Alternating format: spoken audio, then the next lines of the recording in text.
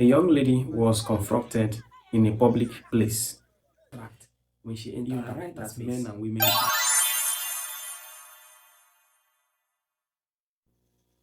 A few days ago, a young lady was confronted in a public place over her outfit. Videos of the exchange spread online. Some said she disrespected the local norms. Others said she was harassed for her choice of clothing. You can picture her in the video attempting to make a call, probably to report to a friend or a higher authority to save her. We are not here to relitigate that moment.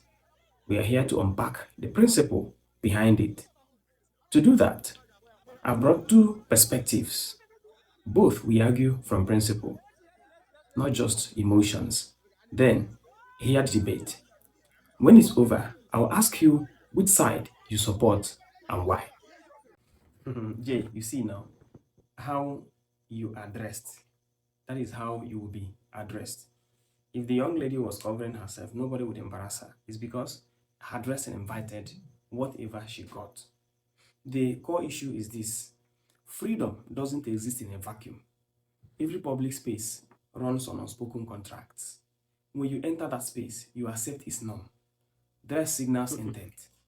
Violate the norm, and the community responds. That's how order survives. If you don't wear a swimming pant in a motor park, of course people will embarrass you. Mazi, I saw the same clip and I see a different problem. My right to bodily autonomy isn't granted by the majority. It's mine by virtue of being human.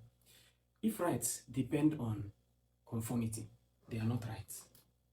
They are permissions. And that woman didn't sign any contract when she entered. You are right that men and women aren't treated the same way. Men generally don't dress half naked in public here. Of course, it's a known fact, all of us know that.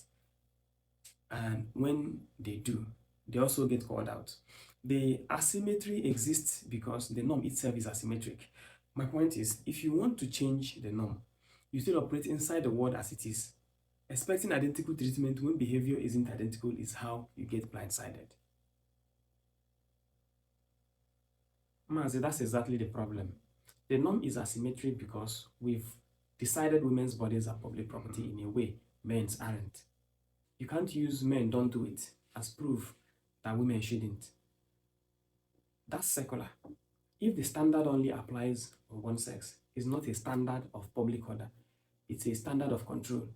Either we make the norm symmetrical or we admit it's not about order at all.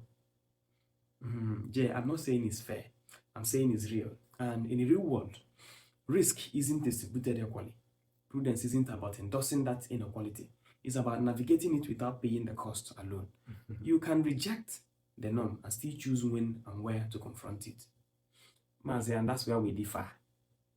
Prudence becomes a trap when it always means you are just.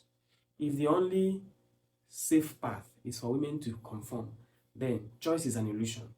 Norms change when people refuse to carry the burden alone. You don't get symmetry by waiting for men to start dressing differently. You get it by refusing to accept that your rights depend on it. J. Equal citizenship is built on social cohesion. If the baseline erodes, everyone loses safety. You can't have a functioning public space where everyone acts only on personal preference.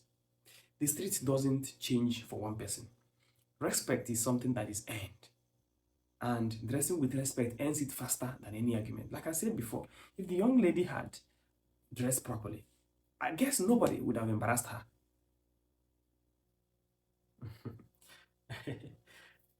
And the street changes when we stop treating harassment as a normal reaction to clothing. Mazi.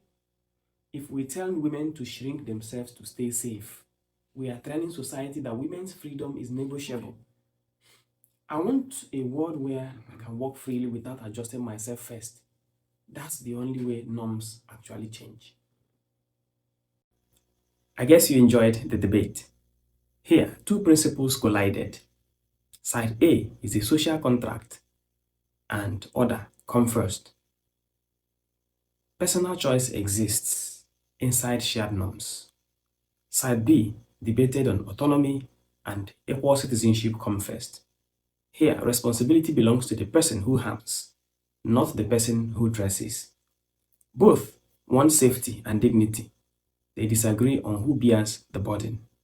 So I ask you, which principle should take priority in public space? Comment A for social order and B for personal autonomy. And tell me the principle behind your choice. No insults, just the argument. Please share, like, and comment.